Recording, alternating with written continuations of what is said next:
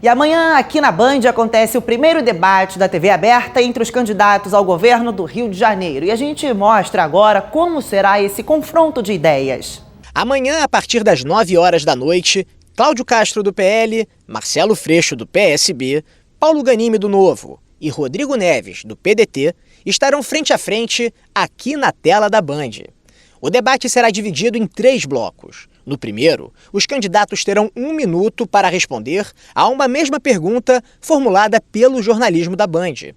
Em seguida, será feita uma rodada de perguntas temáticas entre candidatos. Os assuntos serão sorteados ao vivo. A ordem de quem começará perguntando também será definida em sorteio. Cada candidato terá 2 minutos e meio para responder, 1 minuto para a réplica e 45 segundos para a tréplica. No segundo bloco, haverá confronto direto entre os candidatos, com temas livres. A ordem, mais uma vez, será definida em sorteio. Vão ser 2 rodadas. O primeiro candidato a perguntar será o último a responder. A pergunta deverá ser feita em 30 segundos. Para a resposta, cada candidato terá direito a 2 minutos. 1 minuto e meio para a réplica e 1 minuto para a tréplica. No terceiro e último bloco, os candidatos respondem em 1 minuto a uma nova pergunta formulada pela produção do jornalismo da Band. Na sequência, cada candidato terá 1 minuto e meio para as considerações finais. A gente entrevista Josué Medeiros, que é cientista político e professor da UFRJ, que vai fazer uma análise do primeiro debate promovido pela Band, como é tradição, entre os candidatos aos governos estaduais, que vai ser transmitido em praticamente todo o país. Josué, obrigada pela participação no Jornal do Rio. Oi, Yasmin, obrigado pelo convite. Sempre um prazer estar aqui com vocês. Josué, aqui no Rio de Janeiro, especificamente, são 9 candidatos ao cargo de governo do estado, mas no debate 4 vão participar, porque fazem parte de partidos que têm 5 cadeiras no Congresso. São eles: Cláudio Castro, Rodrigo Neves, Marcelo Freixo e Paulo Ganimi.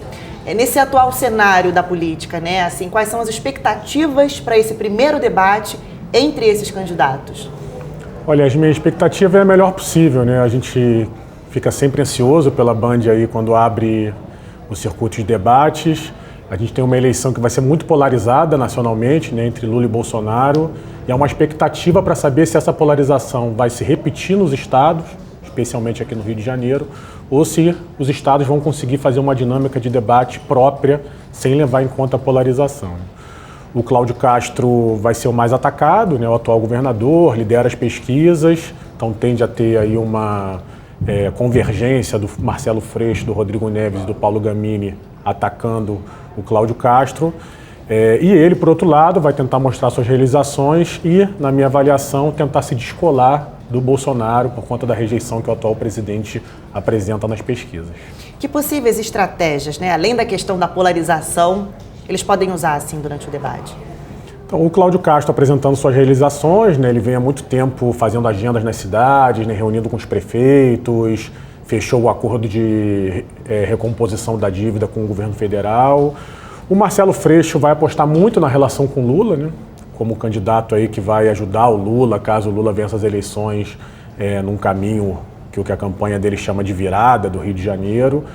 O Rodrigo Neves vai mostrar sua experiência administrativa, os prefeitos de Niterói, gestão muito bem avaliada, e conseguiu uma aliança com o Eduardo Paes. Então ele juntou Rio e Niterói, 2 cidades muito importantes. E o Paulo Ganimi, na minha opinião, é franco atirador, é um candidato que pontua muito pouco, de um partido pequeno, mas que tem representação parlamentar, por isso está aqui no debate amanhã. E tende a atacar, eu acho que os 3 candidatos a partir da pauta econômica, que é a principal pauta do Novo, de defesa do liberalismo econômico. Essa questão da polarização promete esquentar o debate, porque durante o debate, promovido aqui pela Band, eles podem tomar rumos, Com certeza, eu acho que vai esquentar, porque o Marcelo Freixo vai construir muito essa ideia de que ele é o candidato do Lula e o Cláudio Castro é o candidato do Bolsonaro.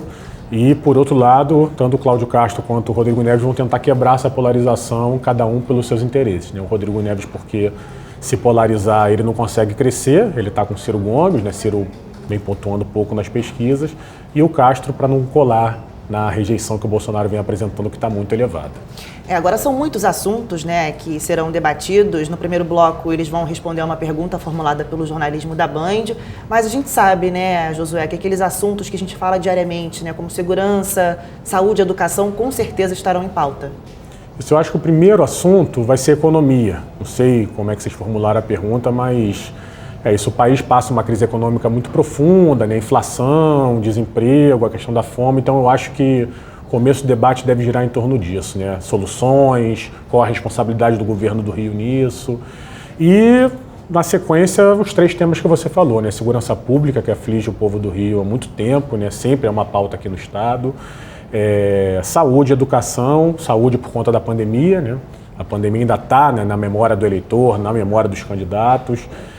Educação, porque os impactos que a pandemia causou na educação foram muito profundos, né? Das escolas fechadas. E por fim, eu agregaria a questão da corrupção, né? O Rio tem um histórico de governadores presos, né? O Cláudio Castro está sendo fustigado aí por denúncias por conta de esquema de contratação secreta, né? De terceirizados, de funcionários. Então acho que esse tema também vai aparecer. Fora a questão do transporte público também, que a gente vê, né, diariamente a população sofrendo, né? Quem depende principalmente dos trens da Supervia é que sabe na pele ali, né, o que acontece todos os dias. Sim, com certeza, né? O Cláudio Castro talvez apresente alguma proposta sobre isso. Ele tem tido uma postura de enfrentamento à Supervia, né?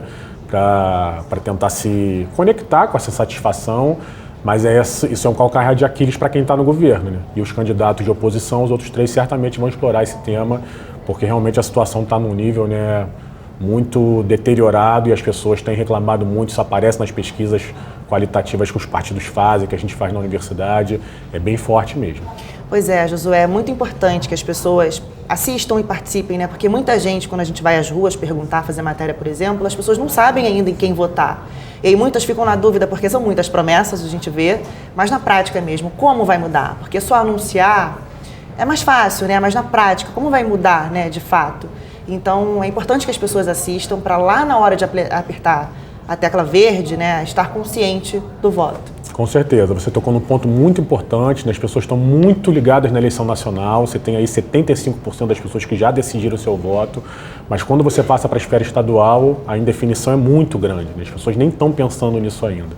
E aí não dá para deixar para pensar na última hora, né? É muito importante assistir o debate como um começo de campanha, depois procurar as propostas dos candidatos, fiscalizar, cobrar, para que a gente tenha um voto consciente no dia 2 de outubro e consiga sair bem dessa eleição. Pois é, assim, como ajudar as pessoas nesse momento? Muita gente vai assistir, a gente sabe, enfim, mas as pessoas ainda ficam na dúvida, né? Tipo assim, o que fazer, em quem votar, será que vai dar certo? Então, assim, que linha a pessoa deve analisar, assim, para ela ter um voto consciente? Olha, a primeira dimensão é assistir, né, o debate, acompanhar o jornalismo sério e responsável, como acontece aqui na Band, né? A gente vive uma tsunami de desinformação, então é muito importante as pessoas filtrarem isso, né? Não acreditar na primeira matéria que chega no WhatsApp, né? Não ler só a manchete. Acho que um segundo ponto é acompanhar o horário eleitoral gratuito, que começa dia 26 de agosto, né? É muito importante para colher as propostas, para poder comparar, pensar se aquilo que o candidato está falando faz sentido.